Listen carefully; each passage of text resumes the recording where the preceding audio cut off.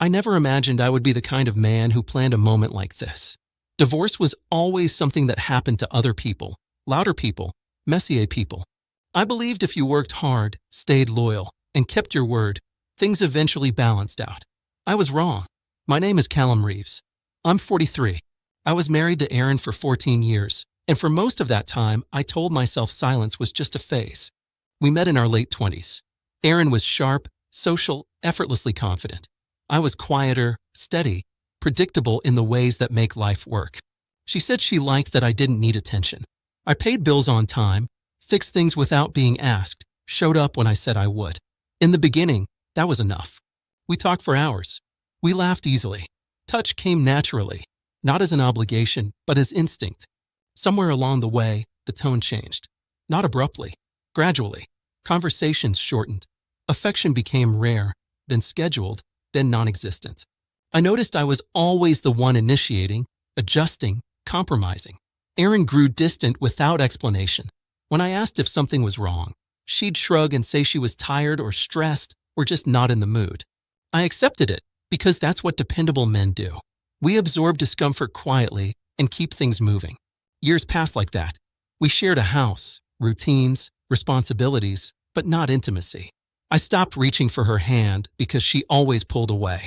I stopped asking questions because the answers were empty. The loneliness wasn't dramatic. It was constant, like background noise you can't turn off. Still, I stayed. I believed commitment meant endurance, even when it hurt. The moment that shifted, everything wasn't explosive. It was small and clean and devastating. I told her I felt invisible. She looked at me with polite detachment and said she didn't feel connected anymore. No anger, no sadness, just fact. That night, I understood something important. Love doesn't always end with betrayal. Sometimes it ends with indifference, and that is harder to survive. I didn't rush into anything. I didn't threaten or plead. I watched. I prepared. I spoke to a lawyer. I organized documents. I rehearsed calm. By the time I decided, I was certain. I wasn't leaving in anger. I was leaving with clarity.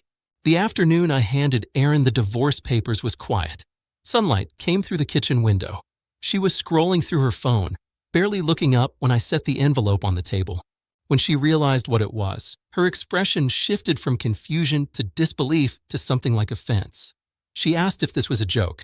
I said no. I told her I'd already filed. My voice didn't shake. She accused me of blindsiding her. I reminded her I'd been trying to reach her for years. She said we could talk, try counseling, slow down. I told her I was done trying alone. That's when her friend Lila showed up. Lila had always been Erin's defender, her echo.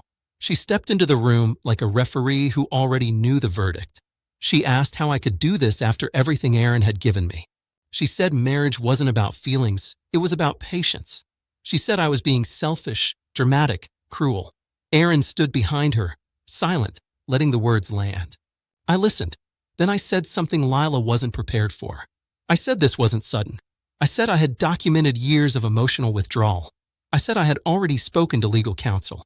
I said finances were separated, accounts secured, expectations set. I said I wasn't asking permission. I was informing them of a decision already made. The room changed. Lila's confidence faltered. Erin finally spoke, asking why I was being so cold. I told her I wasn't cold. I was finished. There's a difference. I explained that I had spent years minimizing my needs to keep the peace. Now I was choosing peace for myself. Lila tried again, saying Erin would struggle, that this would ruin her stability. I told her adults adapt. Erin looked at me like she was seeing a stranger. Maybe she was. The man who begged for connection was gone. The man standing there had already grieved the marriage. When they realized I wasn't backing down, the tone shifted. Accusations turned into bargaining. Promises surfaced too late. I didn't argue. I didn't counter. I simply repeated that the decision was final. That calm unsettled them more than anger ever could. I left that evening with only what I needed. No dramatic exit. No slammed doors. Just a quiet walk to my car and a long breath once I was alone. I didn't feel victorious. I felt light, like I had finally set down something heavy I'd been carrying without realizing it. People think strength looks like dominance or revenge. Sometimes it looks like preparation and restraint. I didn't leave to punish Erin. I left because staying was slowly erasing me. Lila never understood that. Erin might one day. I don't hate my ex-wife. I don't regret loving her, but I do regret ignoring myself for so long. Handing her those papers wasn't an act of cruelty. It was an act of self-respect. And when her friend jumped in to defend a version of marriage that no longer existed, I was ready, because I had already made peace with walking away.